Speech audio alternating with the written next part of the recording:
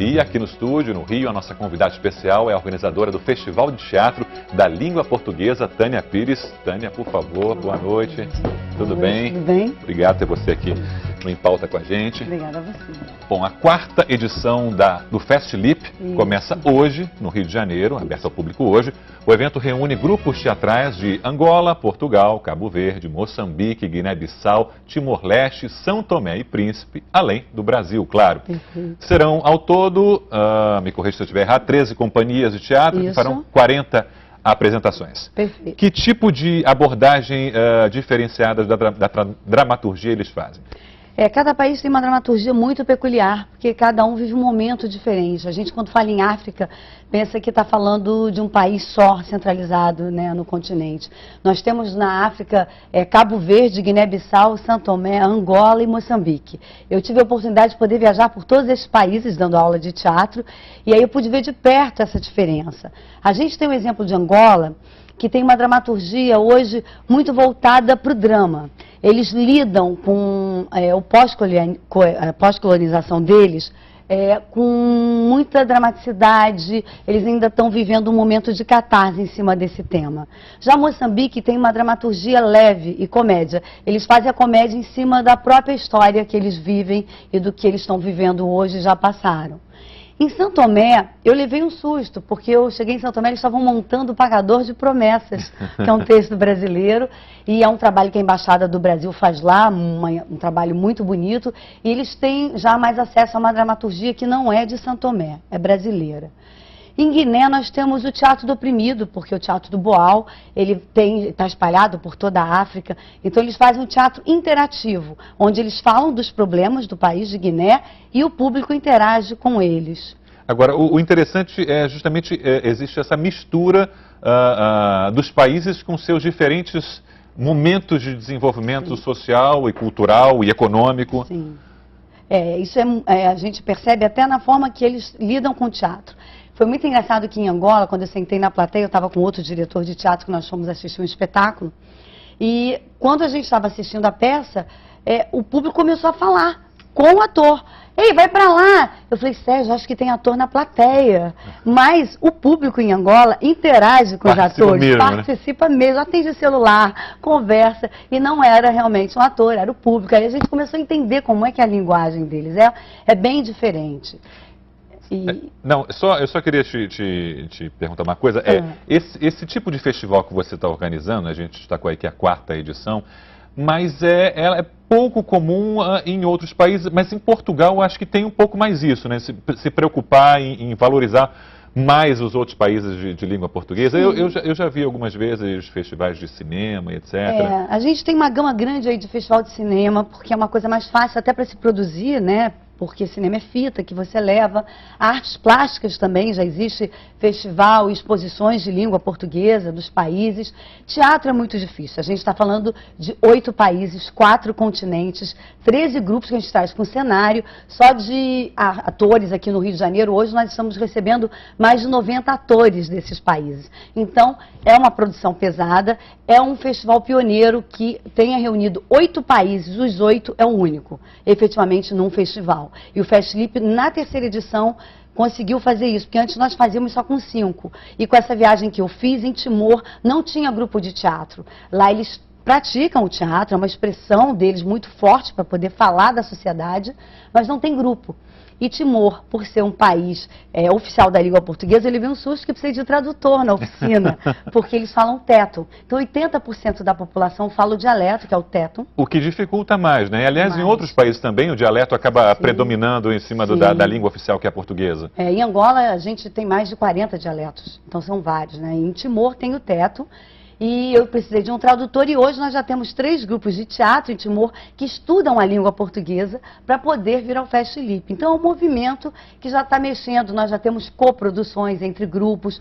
O FestLip ele não se restringe à mostra teatral. A gente tem uma vivência, um intercâmbio, eles ficam aqui 13 dias durante a semana, eles têm oficina de teatro, mesa de debates. Então é um tempo que a gente tem para a gente se reconhecer, que a gente fala, né? Os atores da língua. Agora, essas apresentações apresentações são só no Brasil ou depois vocês viajam para esses outros países também? Não, hoje é só no Brasil, mas o festival, o Festlipe, ele tem um escopo que tem tudo para itinerar. Já tivemos conversas, a gente tem vontade de levar para Angola, para Portugal, provavelmente ano que vem vai ser o ano do Brasil, Portugal, no Brasil, Brasil e Portugal. E se isso acontecer, vai ser um grande espaço que a gente vai encontrar dessa forma pioneira de levar o festival para Portugal. Thaís, a sua pergunta para a nossa convidada aqui no estúdio, para a Tânia Pires. Oi, Tânia, boa noite. Eu tenho uma curiosidade para saber como é que é a integração desses povos todos aí durante o festival, enfim, das culturas, todo mundo que fala a mesma língua, mas às vezes não consegue se entender. O primeiro festival a gente estava com um receio muito grande desse encontro, né? 80 pessoas de países da mesma língua, mas com culturas completamente diferentes. E quando a gente se reuniu, o primeiro dia tem sempre um quebra-gelo, tá cada um no seu canto. E a gente ainda vive o estigma do colonizado e colonizadores, não tem jeito. E no primeiro dia isso ainda fica, os portugueses ficam meio receosos. E o teatro tem essa magia porque é um contato direto que a gente tem entre pessoas, entre atores. Isso é quebrado no segundo dia. Isso vem quebrando um paradigma muito grande do teatro e existe uma diferença, sim, de expressões e de linguagens que eles usam, às vezes, que falta o entendimento. E que aí a gente vai se reconhecendo durante esse período de convívio.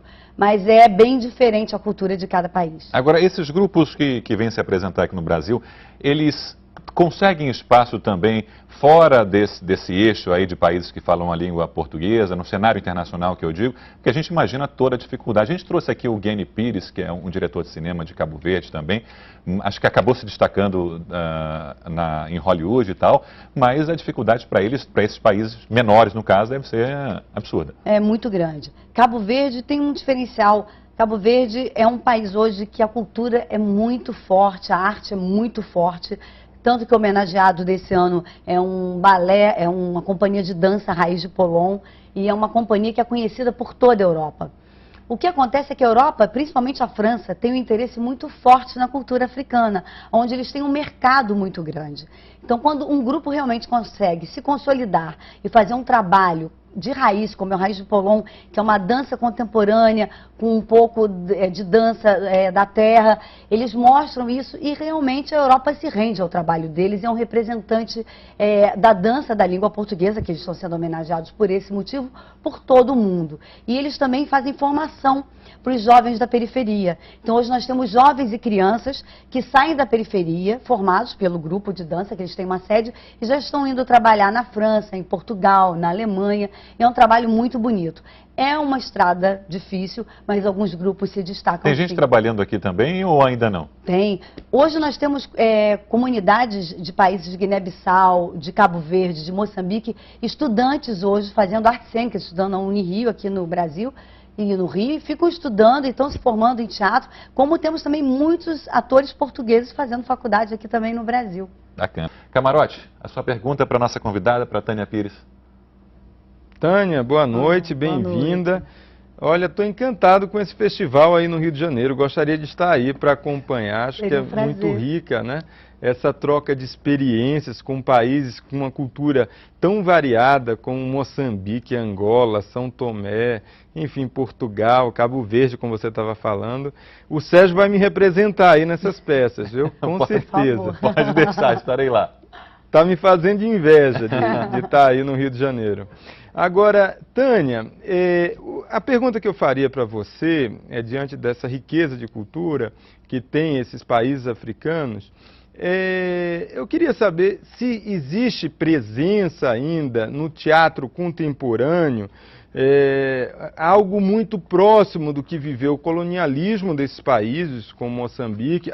Na década de 70 que esses países vieram a ficar independentes, foi a independência desses países. É muito recente, bem diferente do Brasil. Como o colonialismo desses países está presente no teatro atual e esse processo de independência? A gente consegue, na verdade, tem grupos que fazem teatro contemporâneo mesmo, que já tem uma leitura diferente. Ano passado eu trouxe um grupo chamado Dadaísmo de Angola, que é um teatro que eles não trabalham com a quarta parede, já que eu falei que em Angola eles têm essa cultura de quebrar a quarta parede, do público interagir, e que já é um teatro contemporâneo, e que é quase uma tragédia grega, angolana, que fala de um triângulo amoroso, uma moça que tem romance com 2 rapazes, e na verdade descobre depois que são irmãos. Depois exatamente por essa cultura pós-colonial, onde os homens tinham diversos relacionamentos com muitas mulheres, e essas mulheres tinham filhos de um homem só. Então depois descobriam casados que eram irmãos por parte de pai, e eles abordam muito isso e de forma contemporânea. Então, para eles, isso é um momento ainda muito próximo, é o teatro atual, né, que eles estão vivendo. As mulheres nesses países estão começando a dar um grito de liberdade. Os textos, nós temos 2 textos, que é Mulher Asfalto, de Moçambique, e também um outro que fala da mulher, do direito da mulher entrar no mercado de trabalho, da mulher poder cursar uma faculdade junto com os homens. Então eles estão num momento muito diferente do nosso e de Portugal, e isso se retrata, obviamente, na dramaturgia e no teatro. O tema escravidão ainda é muito presente nos textos deles? Muito. Ano passado nós tínhamos um espetáculo chamado Sobreviver no Tarrafal. Tarrafal é um local em Cabo Verde, onde os escravos de vários países passavam por lá e ficavam nesse campo de concentração. Lá hoje isso virou um museu, que eu até conheci e vi como era toda essa condição que eles viviam dentro desse campo de concentração.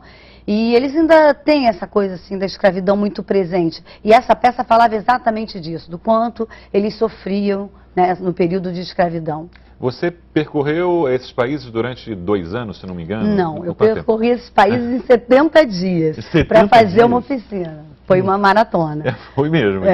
Mas agora passou eu vou... por algumas situações inusitadas. Sim. Eu dava aula de improvisação em Guiné-Bissau. A improvisação era de uma mulher que dominava o homem, imagina, isso em Guiné. E as atrizes não conseguiam partir de forma corporal para cima dos homens. Aí eu pedi para uma atriz sair e fui interagir com esse ator. Quando eu encostei a mão, ele me jogou no chão e já ia me bater, literalmente. Uma mulher não encosta a mão nunca no africano, ainda mais do meu tamanho. E aí o outro diretor que estava comigo teve que ajudar, eu sentei com os alunos, nós conversamos. Eles têm essa consciência que isso é errado, mas é cultural, é mais forte do que eles. Eles estão passando por uma fase de transição. Convido então o público para assistir ao festival.